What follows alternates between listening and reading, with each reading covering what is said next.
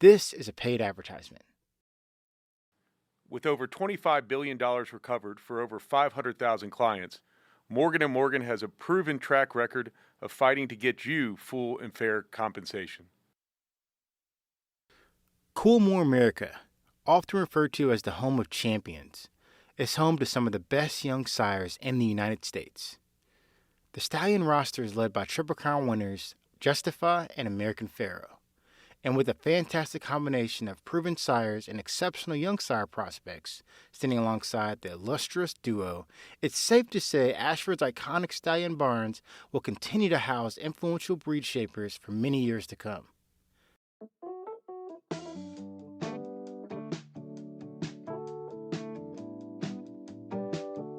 Welcome to episode 6 of the Andy Beshear Podcast.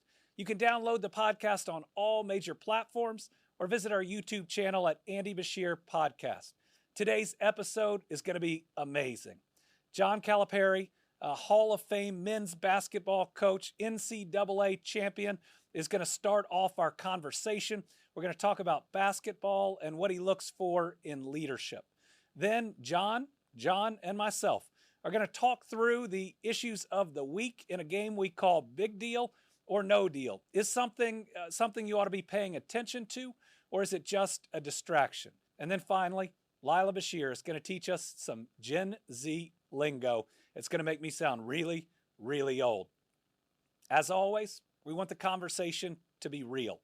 And so we're going to be driven by those cast rules we talked about in episode 1 and in episode 2. Cast rule number 1, be authentic. We want to see the real you. Number 2, talk like a real human being. Talk like you would with your friends because that's the conversation we're going to have. Number 3, no debating reality. Facts are facts. Opinion is opinion. Number 4, tell your why. We want to get beyond what you think or what you're for and why you think it and why you're for it. And finally, have fun, which we're definitely going to do in this episode. So without any other delay, let's get to the coach.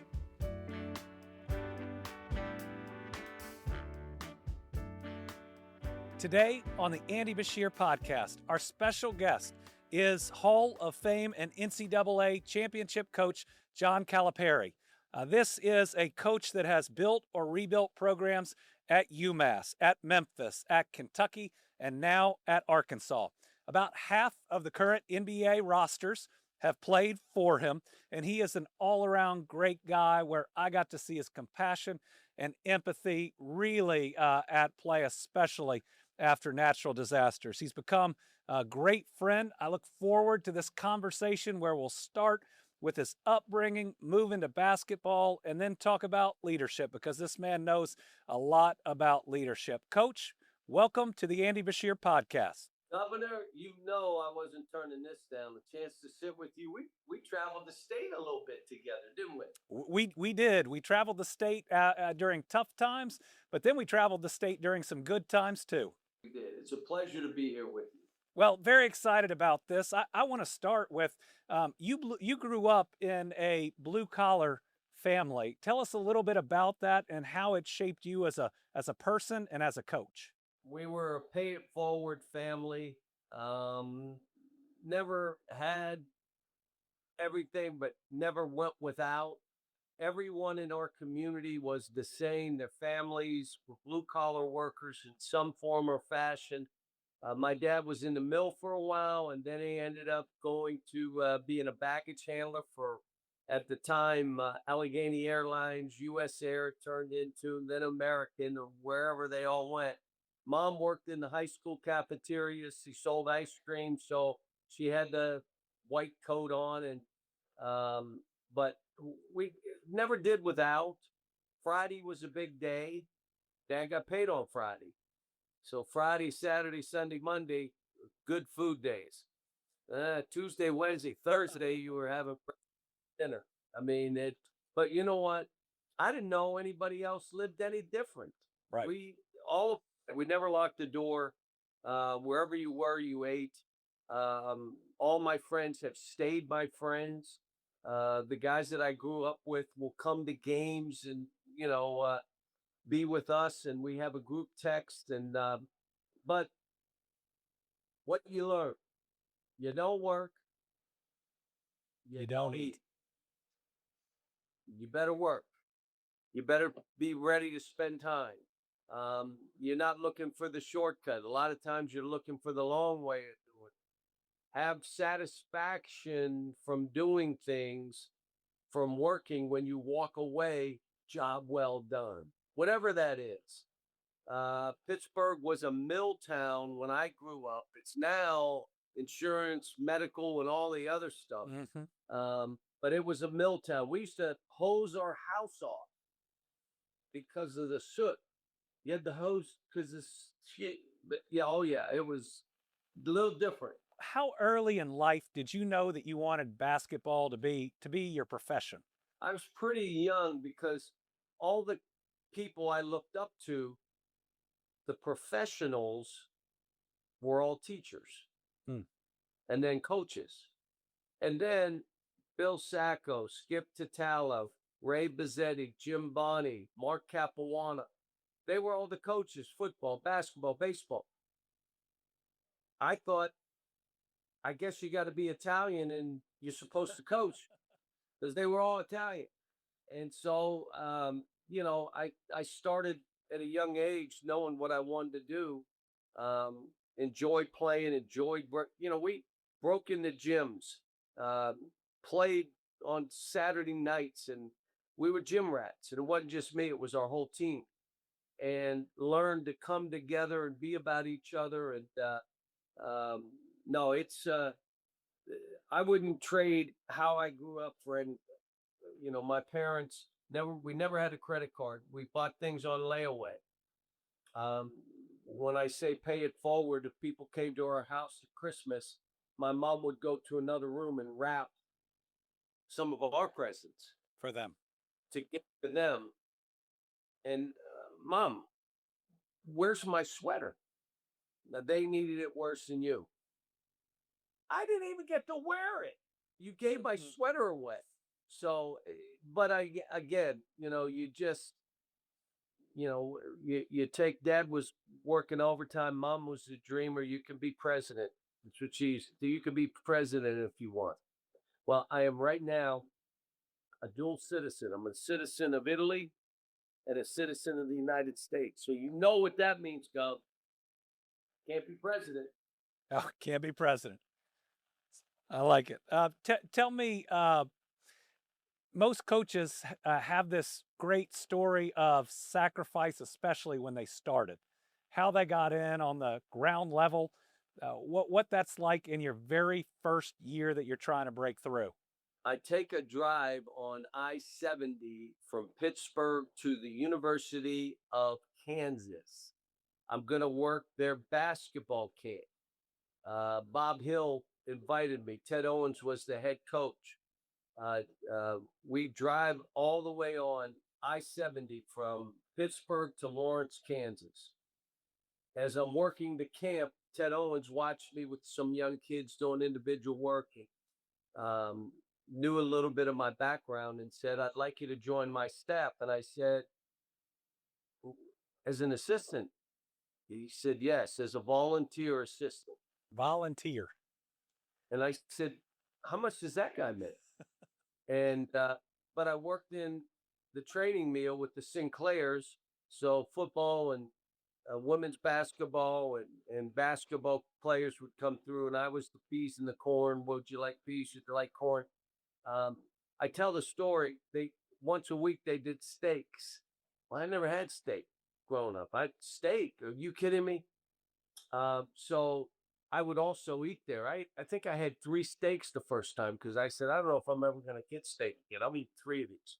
But again, live with the part-time assistant, worked their camp, again, had no worries, had no money, and just coached basketball. I never got in this to say, how much money are you going to make coaching?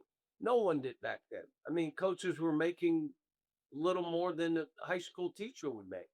It's gone crazy now, but back then it wasn't about that. It was about loving the profession. It's about loving the players, loving to see them grow. So no, but I also met my wife. She worked in the business office at the university, and I was delivering something down there, and she saw me. And oh man, this woman she chased me everywhere. I mean, I'm like, you gotta leave me alone. Come on. Or maybe it was me chasing her. I got to figure it out. I think I was chasing her more. Yeah, that sounds about right. Knowing your wife, but you were a lucky man. Did your mom ever call you having served ice cream in her cafeteria? Now that you're at Kansas, serving some of the players before you get your own, and talk to you about it. My mom used to call and used to say, "How do you do this? Oh yeah, I can't believe you're not nervous. I mean, this is crazy what you're doing. I can't even watch the games." But she was like your mom, Mama yes. Bear. Would you say? Oh yes. I remember when I said, guys, I think I want to run for office, and she looked at me and said, no. And then we worked through it after that. But it's that love of a mom and wanting to protect you. It's a pretty special thing that I wouldn't trade for anything. Coach, when was that first moment where you said, I could be really good at this? That first moment that you had that said, I can be a top tier coach. First of all, my first year at UMass, we gave up 100 points, I think 14 times. We were the worst defensive team in the my first year. I called Rick Barnes, who's a good friend, and I said, Rick, what do I do? And he asked, what would you say? I don't know if we jumped off. What would you tell me you demand? What do you work on? What are your defensive principles? So I tried to give him like 20 things. Too many. Too many. Give me 4. And from that point, ball pressure, gaps, don't give them lanes, get around the post, and get off on the weak side. And to this day, that's basically the premise of our defense. And from that conversation, the next year we got better, the next year we got better, the next year. My first year, I was trying to do drills, which I had learned that didn't even fit how we were playing. But if you came in and watched us, you'd say, wow, he runs good drills. Just didn't fit. So you learn as you go on this. And if you don't fail, if you don't take a spill or two, I got fired by the Nets.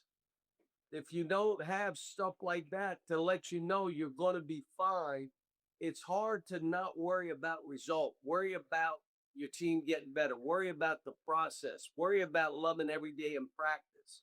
The result will take care of itself. Well, when you're so concerned with the result, it's hard to really get your team better. The idea of it's hard to win if you're afraid of losing. We call it winning and learning. Just learn from it and march on. I want to see when things go bad, what kind of leader is that coach now? It's easy when you're winning every game, but when things go wrong, in your position, I've seen you when COVID hit our state. I watched you. I saw what you did. When some of the biggest disasters that this state has ever faced has been with you as governor. And now, well, what do we jump under the covers? Do we blame? Or do we just go out, let's get something done? And it may not be everything we want to do, but we're going to do something and we're going to get started. I think in coaching, things go bad. Do you blame or do you take responsibility?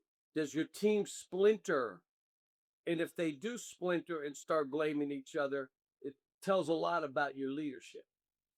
If they come together as things get crazy and they get better and tighter, talks about leadership. Leadership in these jobs is how do I help? How do I move? How do I influence? What do I do that this state or city or university needs from me, the students? Ellen and I did something for the students in education, knowing the loans that those kids had, which was incredible. We talked to the school.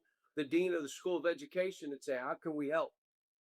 And so it's, the federal workers. Do you remember when they laid off the federal workers in Lexington? Oh, I do. And Ellen said, how do we help? And I said, look, I think we gave grants to each of them that wanted to come and, we did stuff with Kroger. We did stuff. I mean, that position I held and the one I have now really carries weight in those states. You've done things that no one knows that you did.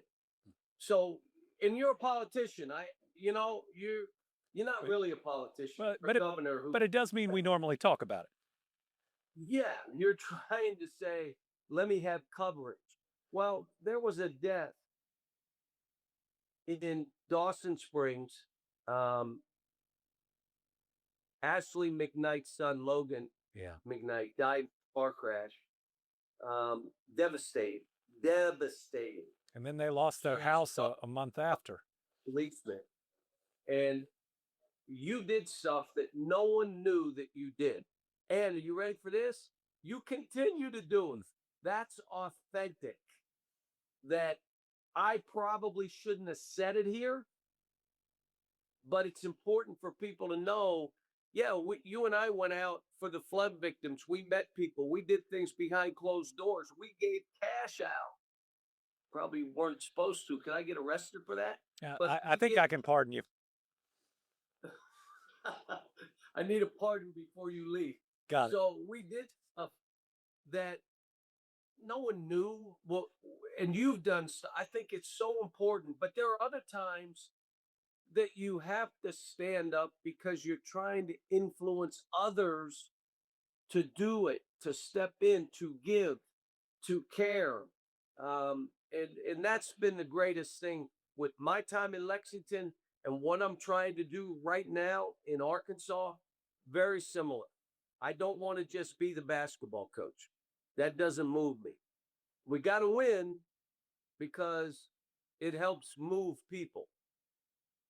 And I think I've been okay at that. Mr. Cool, a Kentucky-based HVAC manufacturer that redefines home comfort.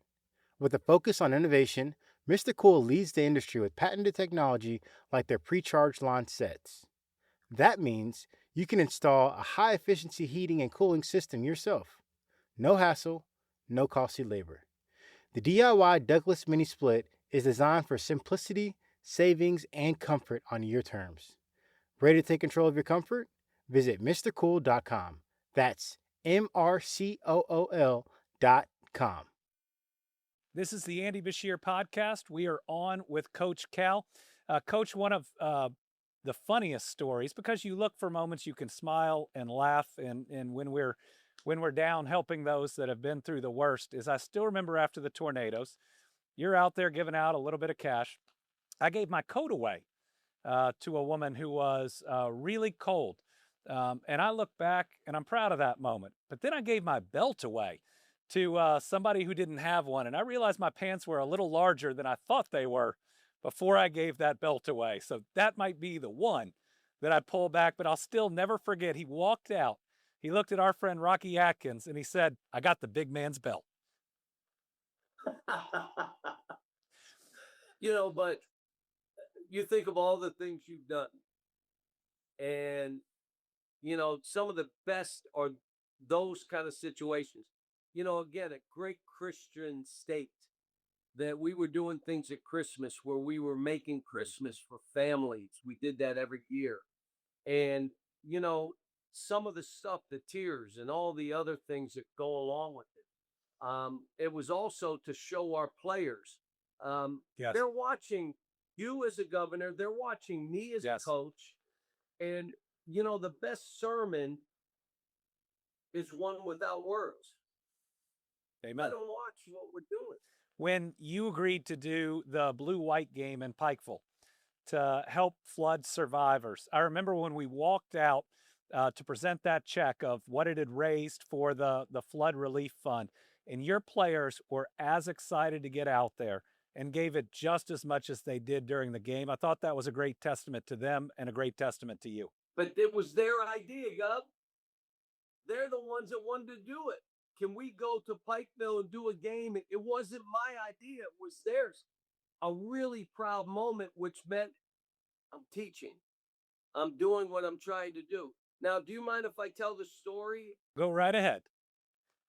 So at the time, our governor, his approval rating was like 65%. It's ridiculous. Pretty ridiculous. Republicans, 65 was that low or was it 68? I couldn't remember. It's 68 now. So I said, I saw your dad, and I said, did you ever have a rating like that? He said, they still think I'm in office. That's why he's idiot.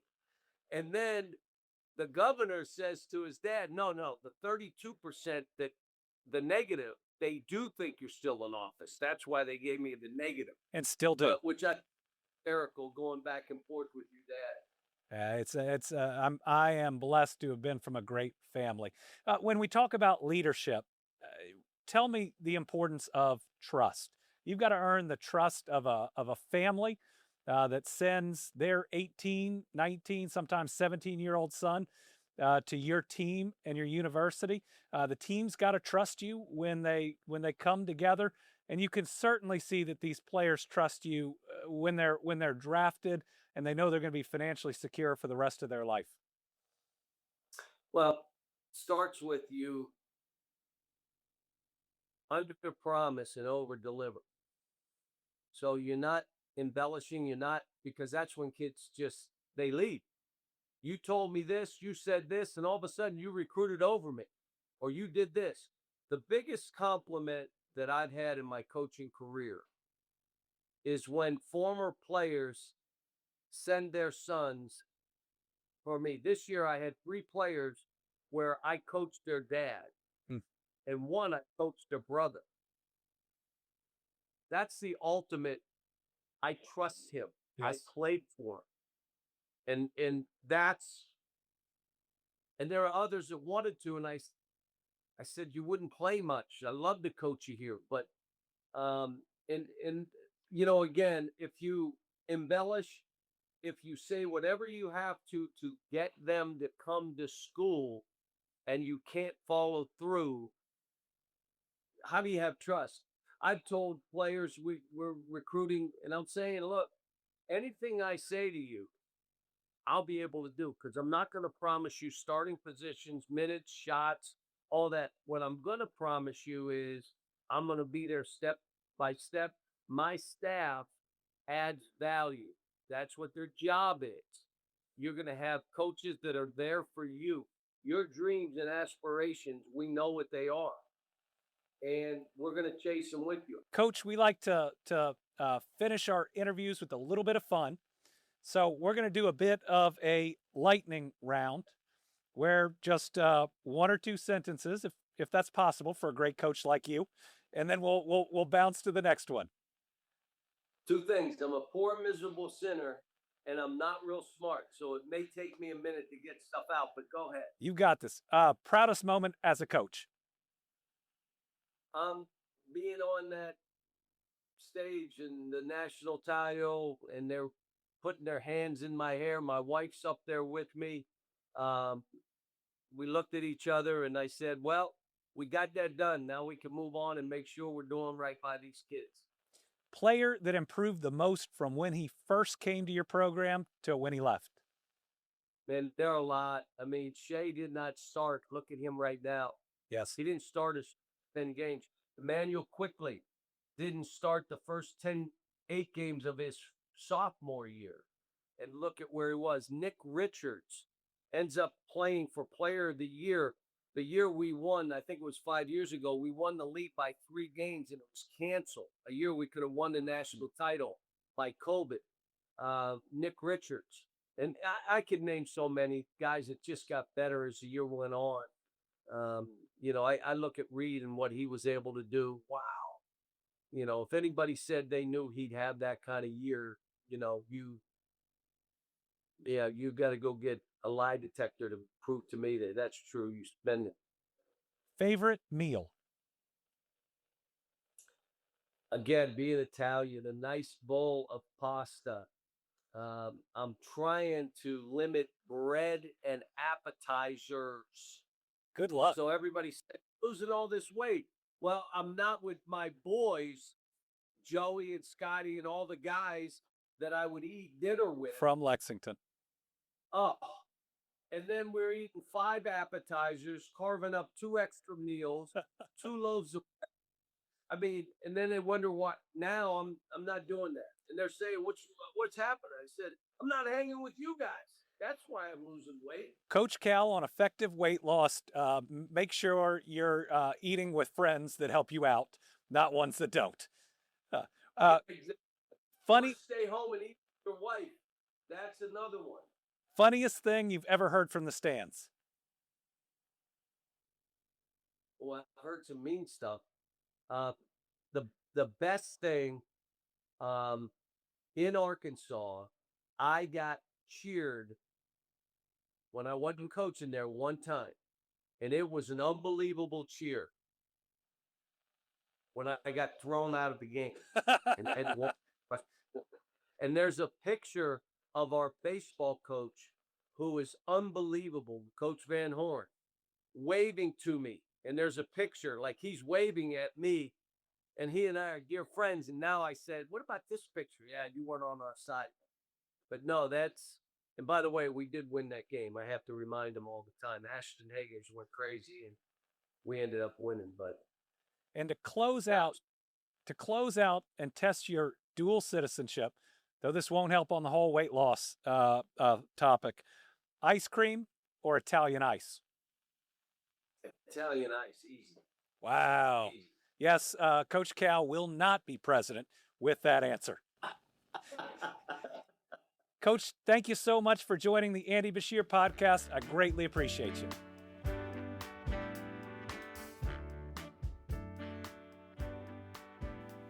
The next segment on the Andy Beshear Podcast is my weekly conversation amongst friends, my conversation with the Johns, John McConnell and John Rabinowitz. Today, we're going to have a little bit of fun.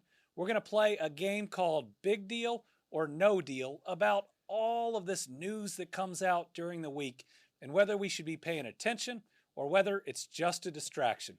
John McConnell's going to lead us on this one, so everybody, please pray for us. Hey, we're going to make it through this. Okay. Big deal or no deal? Okay. Start with the price of eggs. Now, in 2021, the average price was about $1.80. Today, the average price is about $6. Big deal? Listen, I'm an egg guy. Every Wednesday. I've always thought that about you. Listen, I know. Every Wednesday I have eggs in the morning. The girls, it drives them mad.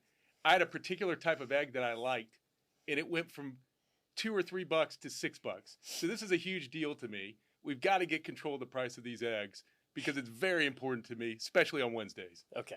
I think it's a big deal for American families, mainly because it's just a really clear example of how prices have gone up and up and up and until where they're now unbearable. I think you see politically how crisp the example is and how much American families are hurting, because it certainly hurt the Democratic nominee in the last presidential election, and now it's certainly hurting President Trump today. And what he promised was he was going to bring prices down, and now he's saying, so what about the price of eggs? Admittedly, it probably has more to do with bird flu than anything else, but still a very good example of how the American people are struggling, how they want relief, and what they expect you to be focused on. So big deal.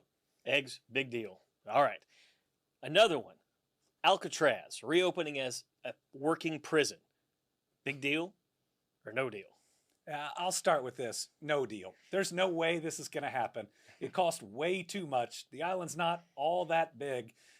Tourists are going out there every day. This is meant to distract us from where the market has been, whether it's stock market, bond market, value of the dollar. This is to distract us from the on-again, off-again tariffs. I think they just made this up one day and threw it out there hoping we'd bite. Yeah, I kind of agree. Conceptually, I kind of get it, but it's a great tourist trap when you're out in that neck of the woods. And so, but it will never happen. So Here's what I really think. I think the president watched The Rock the night before and woke up the next day and said, this would be a great idea. Well, I've been there. It is a great tourist trap, so I think it should remain. Okay, next one, the FEMA director.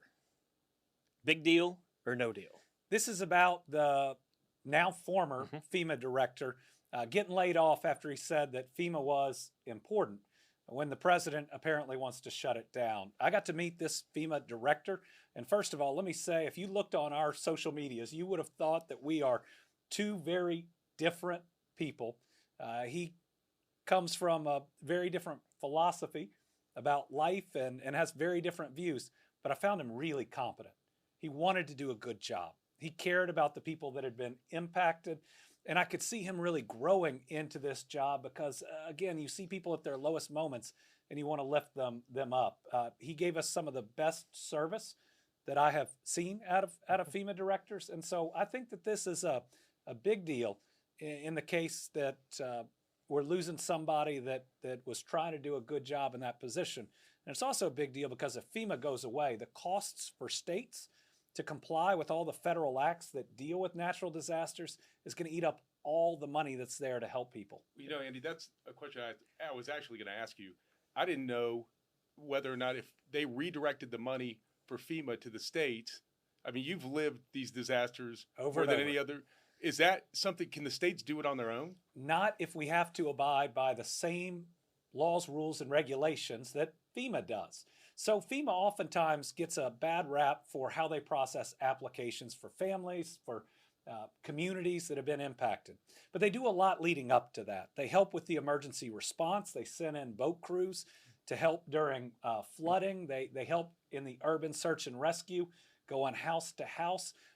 And they've done a whole lot when it comes to those applications. But their main problem with the applications is that Congress put so many rules on them that they have to go through all of these detailed checks before they can send a payment out to a family. Well, FEMA has the same group that does these for all 50 states. So if you take away that group, if you fire all those people who do the checks before sending out the payments to families, then every state has to do it if we're subject to those same rules. And what that would mean is we'd have 50 different groups out there doing it, and we'd have to cover that overhead cost that's certainly covered by FEMA. So that's what I mean, and it would eat up all those dollars. So big deal for Kentucky. Big deal for the entire United States. And some of the changes they've suggested were not going to help for snowstorms. Well, snowstorms have been at least 4 or 5 of the natural disasters we've faced. That they'll only do the 75%, 25% match when after the tornadoes. I believe we got a 90% match. Why? Because it had wiped out 2 towns and close to have wiped out a couple of more. Yeah, and whenever I look at right now, they're talking about in June that they're probably going to be facing a $6 billion shortfall. So, you know, when we look at having disasters, that money's going to have to come from somewhere to be made up for if they don't find a way to fund it. But I just wanted on the record that I talked positively about an official in this current administration who's no longer there. But both he and Secretary Noem, especially in the first natural disaster that Kentucky faced, did a really good job. Big deal or no deal, Derek Carr retiring. I mean, listen, this is a huge deal in my world. Big deal. I think it's a huge deal in Louisville as well. And it's a big deal because? It's a big deal because it gives Tyler Shuck an opportunity to compete for a starting position with the New Orleans Saints. And I will say, Derek Carr was a superstar, made over $200 million, 4-time Pro Bowl. Yep. Like, it's going to hurt losing him, but what a heck of an opportunity for Tyler. And for those that don't necessarily follow football and haven't maybe heard every episode, this has been a running part of the show. In episode 1, we talked about John Rabinowitz being a sports agent, and this was his biggest football client, Yes, at least in a while, if not now, ever. And then we followed him through the draft where he was going to be a backup to a elite starting quarterback. That quarterback suddenly retires, and all of a sudden this guy we've been talking about and following since episode 1 looks like he will be the starting quarterback of the New Orleans Saints. Right place at right time, and what an opportunity. Yes. So, big deal. Big deal. Big deal. Big deal to John. Big deal to John. Should be a big deal overall. We certainly hope the best for him. Yep. So, big deal or no deal? I know we've got the opioid crisis that's happening throughout the country, but here in Kentucky, big deal? So, news we got last week, news we've prayed for, was that we saw a 30% reduction in overdose deaths last year compared to the year before. Now, we were already in the right trajectory finally. They've been going down for 2 straight years before last year, and that was the first time since 2018. But the first year was, about 2.5%, and the second year was almost 10%. This one, 30%, should give us all hope. This is an epidemic that arose in our times that has taken far too many of our friends and family members. If you live in Kentucky, you've lost multiple people to this thing. As Attorney General, I sued more of these opioid makers than any other AG in the country. I'm proud I did it because I think some of that money, plus Medicaid, covering drug treatment, are good work by law enforcement. Hardworking folks in the treatment and recovery community have done so much. It is hard to say how big of a deal this is. It's almost a miracle, but I know it's a miracle that's been earned through hard work. I couldn't agree more. It's bigger than big. It's huge for the Commonwealth. I remember, I think it was 2017 or 2018, when we were sitting in your office as AG, and you looked at our team led by James Young and Linda Singer at that time, and you said, file these lawsuits, hold them accountable. And we filed 7 of them, I think, that year. And to see the journey along the way and the lives that are now being saved, and people getting treatment and the Narcan out there. And so, it's just such a great thing for the Commonwealth. And I hope the news continues to improve year over year. And it should tell us to keep going. And some of these federal cuts that are being considered could pull us back. One of the game changers was covering treatment with Medicaid. It meant that it was there and available. Federal funding helps with Narcan. Some of that has been suggested that it be pulled back. We may finally be seeing the path towards winning, towards ending this epidemic and not leaving it to our kids and our grandkids. So we have to keep going.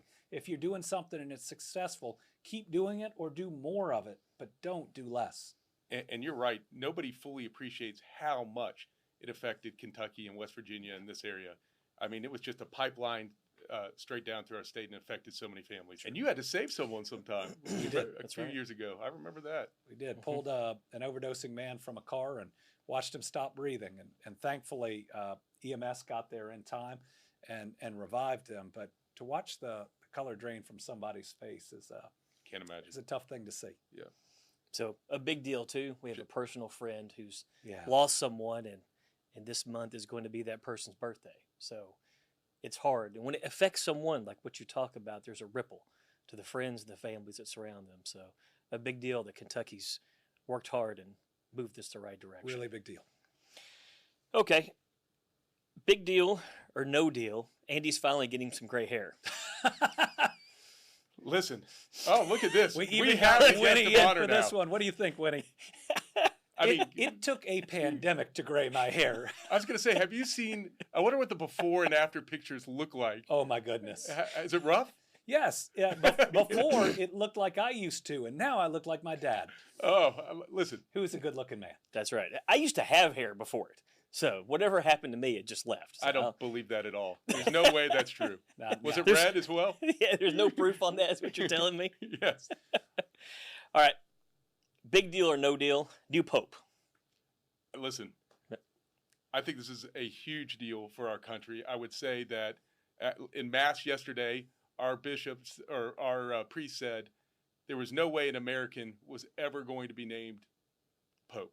Wow. And in fact, it's happened. I think they wanted somebody that had been in the trenches. He was a missionary in Peru and had that relationship with Pope Francis. And I think he's going to be a bridge. He's going to keep the tradition, but also follow up with what Francis was working on. So I think it's a huge deal, and I think it's great for our country.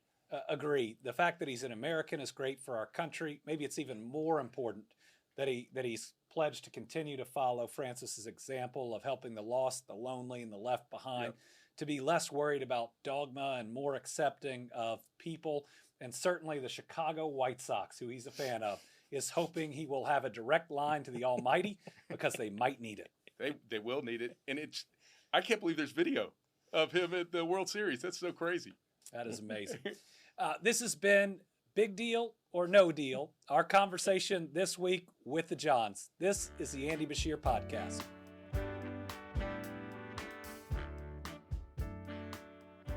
Welcome to this week's segment of In My Kentucky Accent. This is where I talk about the things that have burned me up, that have gotten me mad from this last week, things that need to be done better.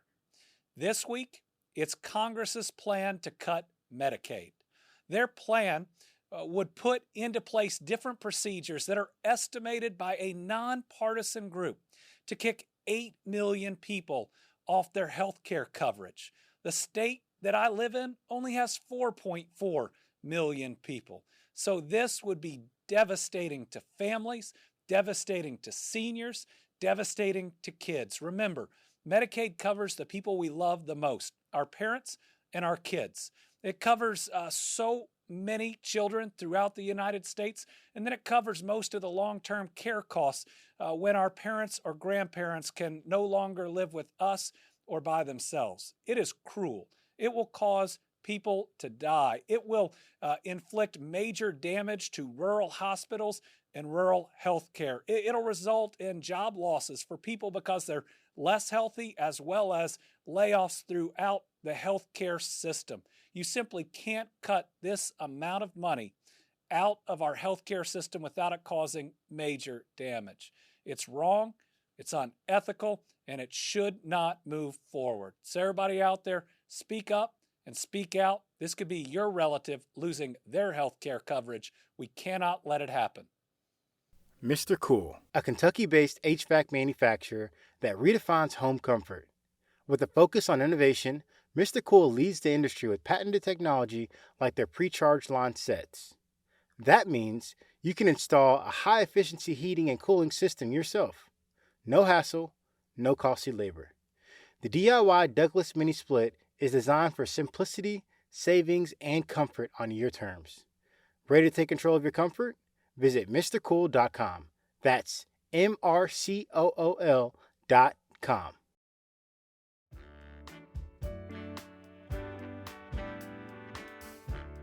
It's the final segment of this episode of the Andy Beshear Podcast, a segment that I look forward to and that terrifies me all at the same time. This is the segment where one of my kids teaches me Gen Z Lingo. And because it makes me look oh so old every episode, I brought along John McConnell and John Rabinowitz so that they'll look old too. We're welcoming Lila Beshear back to the podcast. Lila, welcome to the Andy Beshear Podcast. Thank you. What are you teaching us this week? All right, so we are going to learn facts. And this is FAX or FACTS? FACTS. Okay, so I'm guessing this isn't just a noun. No. Okay, so how would you use it in Gen Z lingo? What do you think, guys? I mean, we know it's not FAX, so it's not a fax No. machine. I feel better It about doesn't. that. It By the way, doesn't do you beep still use multiple a fax times? machine? Of course we do. Why would you not? Okay, well, we do not. One would think email and then printing. I know. I don't know.